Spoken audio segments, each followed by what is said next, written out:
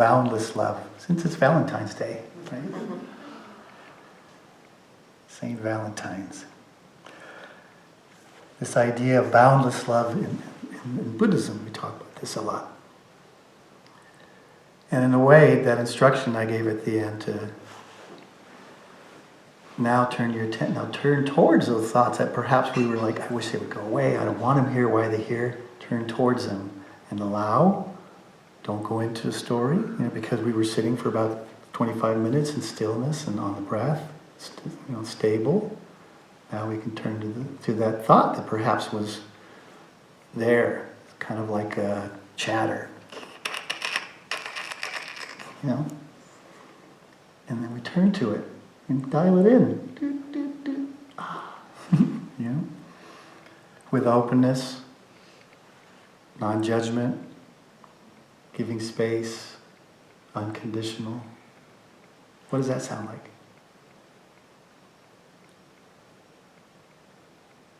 Love. Love. Boundless love. Boundless means without boundaries, unbounded, without borders. If we look at our country in the history book or textbook, we'll see all these different colored states, right? And shapes and lines. This is a border. But if you look at our country from a satellite above, do you see any colors, different colored states, lines, borders, right? So there is this possibility of this boundless love that we can cultivate. Cultivate, not plant, because we have it already. So it's a matter of cultivation, not getting. It's not over there, it's right here. It's right here.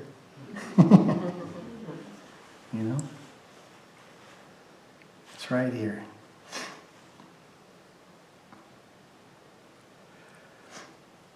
In the little description that I wrote for the topic today, I wrote, what is the truth of love? Can we improve or enhance our daily experience of this intense and sometimes uncontrollable feeling in a way that is most beneficial and enduring? Uncontrollable feeling makes me think of Gomez Adams with Morticia, right? Economy, passion, right? And I wrote, we can learn to expand our love to as many beings as possible in order to better love a single one. Our partners, our relationships with our partners, our child, our parents, our brothers, our sisters. And discover that compassion is our true salvation. So in Buddhism, love is usually followed by compassion, love and compassion.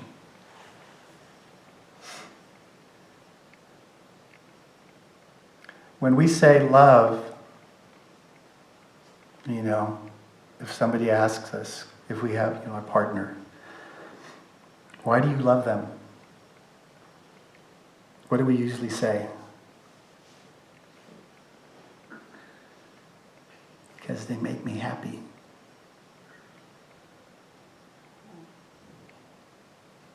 What happens when they don't make us happy?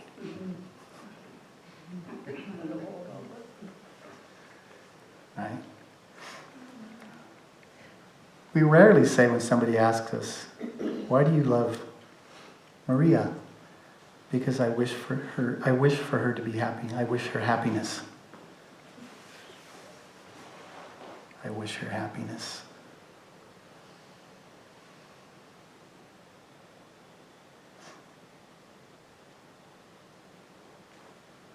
That's interesting, right?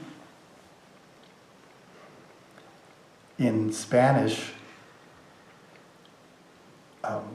we use the term te quiero. Is anybody familiar with that? In Spanish? Te quiero mucho. I asked my fiance today, telling her that, I go, what does that mean? He goes, it means I love you. Does it? Te quiero. I want you. That's what that means. I want you. So that's the attachment. most of the time, majority of the time, that's attachment.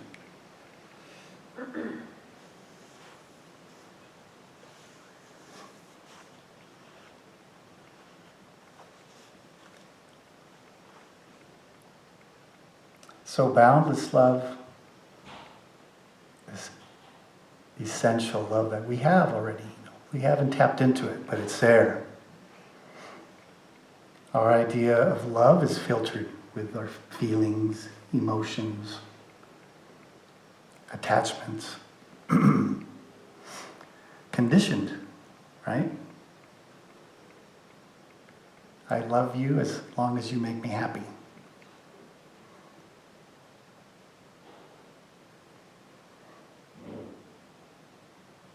I lost my job. I can't take you skiing anymore. It's like, oh, I gotta find another partner. You know? This deadbeat.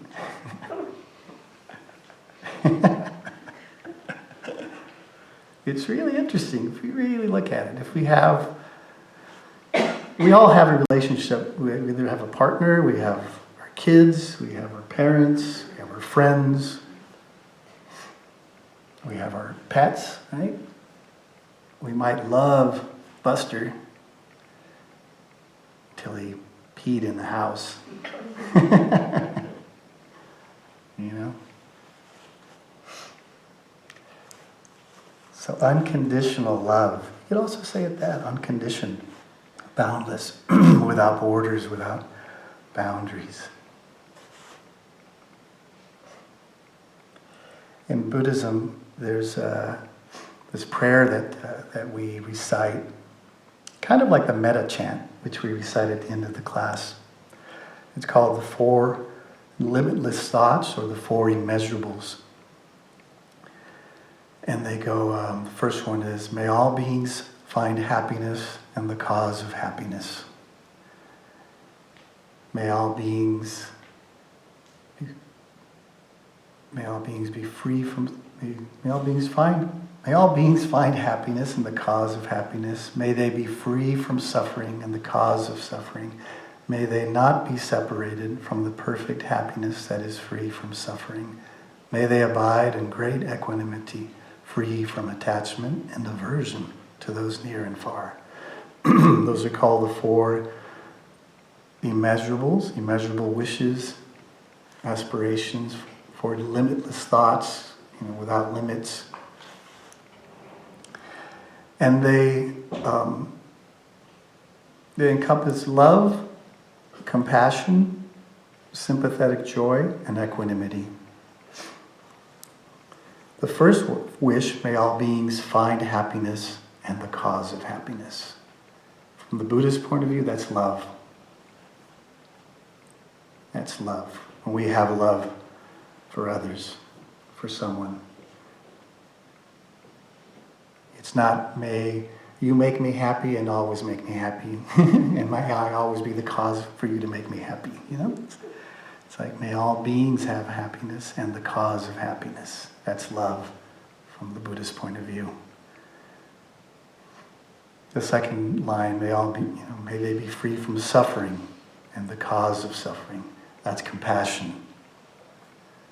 The wish to relieve all beings of their suffering, of their uncomfortableness, discomfort, fear. That's compassion. So different from empathy, or from feeling sorry for. It's really wishing to relieve their suffering. The third one is sympathetic joy. May they never be separated from the perfect happiness. That's joy, that they are never separated from true happiness. And then the fourth, may they rest in equanimity, free from attachment and aversion, free from the extremes of attachment or pushing away. Right? So again, in our meditation, we're doing this. First, we're practicing staying with the breath, not being attached to the thoughts, free from attachment. But then expand Look at the thoughts with kindness and openness. That is free from aversion, from pushing away. That's equanimity, balance, not falling to either extreme. So the first one, the wish for happiness is love. Right? May all beings find happiness in the cause of happiness. What is the cause of happiness? This verse from a text from the Mahayana Buddhism, the way of the Bodhisattva. A Bodhisattva is an awakened being, the way of an awakened being, one who makes the resolve to walk through life awake and kind and compassionate. This was written by Shantideva, a Buddhist master from centuries ago. One of the verses in the way of the Bodhisattva, how an awakened being practices and cultivates and goes through life, he wrote, "All the joy the world contains comes through wishing happiness for others. All the misery the world contains comes from wanting pleasure for oneself."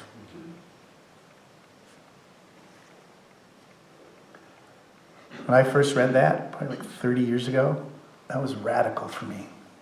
I was like, what? All the joy comes from wanting happiness for others? All the misery the world contains comes from wanting pleasure for myself. Wow. I thought that was radical. I just kind of flipped it for me. Because we always think, what about me? Well, what's in it for me? Why do you love them? Because they make me happy. And then also the words, all the joy the world contains comes through wishing happiness for others. So back to the Immeasurables, may all beings find happiness in the cause of happiness. What is the cause? Wishing happiness for others is the cause. Our happiness is a byproduct of that. We don't have to get it. Go get it. We don't have to rely on somebody loving us to make us happy. We have it. My wish that Travis is always in happiness. My happiness and contentness is a byproduct of that. Naturally, I'm content and at ease. All the suffering the world contains comes from wanting happiness for me. What about me? Okay, I wish happiness for Travis, but when am I going to get my happiness? How long does it take before I start feeling that happiness? I would say the majority of us kind of work that way. But it's not in stone. Everything changes, right? It's just a habit. Our habits are strongly ingrained from very little. Maybe the first thing we learn to say before we say mama or papa? Mine. Right? Go to grab their toy. Mine. Maybe they don't even know how to say it yet. They just go. So right away. Habit. And if you study Buddhism, the Dharma, this isn't our first go around. This is one of many, many, many, many lives. Manifestations that we've appeared. So a lot of these habits we carry not just from this life, from many, many manifestations. Bad news? Nah. Good news. What? Impermanence. Change. But this requires awareness and mindfulness. And this is what we do on the cushion. Sometimes we might say, why am I doing this for? This is what we're doing. We're opening up. Open. More. More. I don't know if I can take it. I can't take it, but we can take it. Be open. This is why we sit on the cushion, cultivate.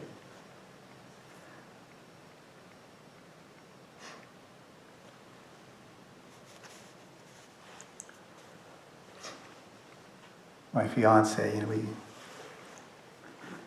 when her kids are going through things, which I imagine all parents deal with their children, whether they're child or adults, and just going through. And as a parent, you don't want your children to suffer, right? Imagine if we had that attitude for all beings. We don't want them to suffer. I was just thinking that my child is going through something hurts us, right? And she tells me, I just want them to be happy. The want, remember? And I tell her, why don't you just change the word from wanting to I just wish them happiness. And that's all. That's all. I wish them happiness. When we want, it comes with baggage, comes with expectation. We want the result. If there's no result, then we're uncomfortable. We suffer. We're unhappy.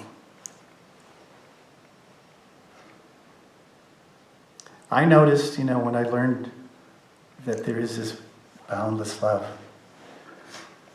When I first started studying the Dharma, I noticed how my relationship with my family was based on wanting.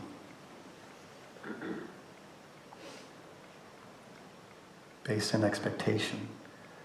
So when they made me angry, I was kind of upset with them and like, oh, that's it. I'm not helping them anymore. I've had it with him.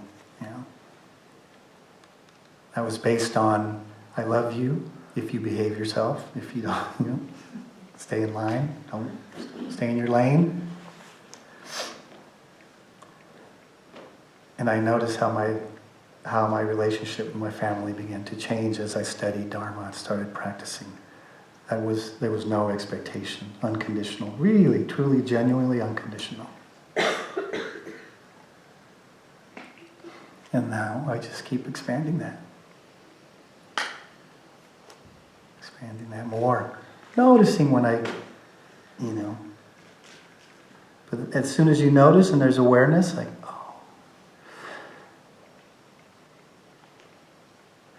just like that. It's just like, the exhale, opening up. Catch and release. We'll still catch and release.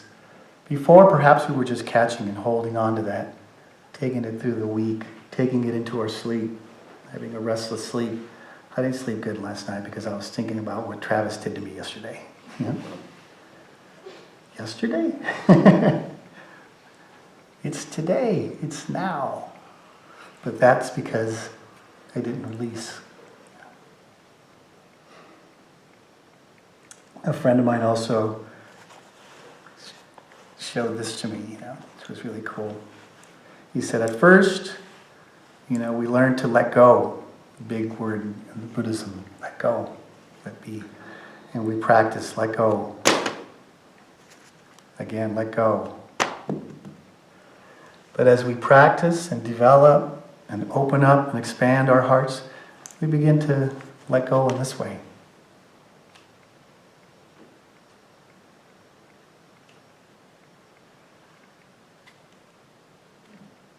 We don't have to push it away.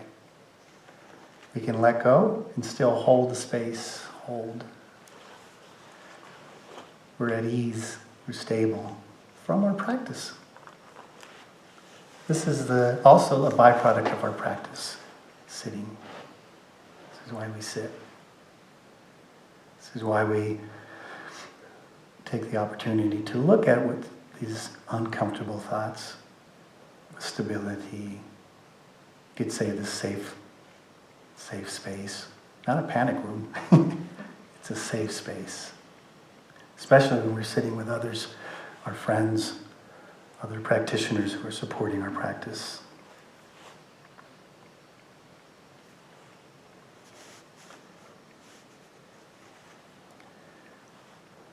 So this Valentine's Day, just think about that. Maybe every day, every moment can be Valentine's.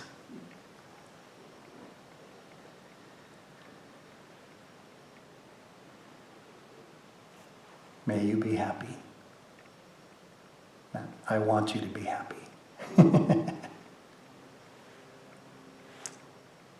Can't you see I want you to be happy? What do I need to do to make you happy? Nothing I do is good enough. Conditioned expectation.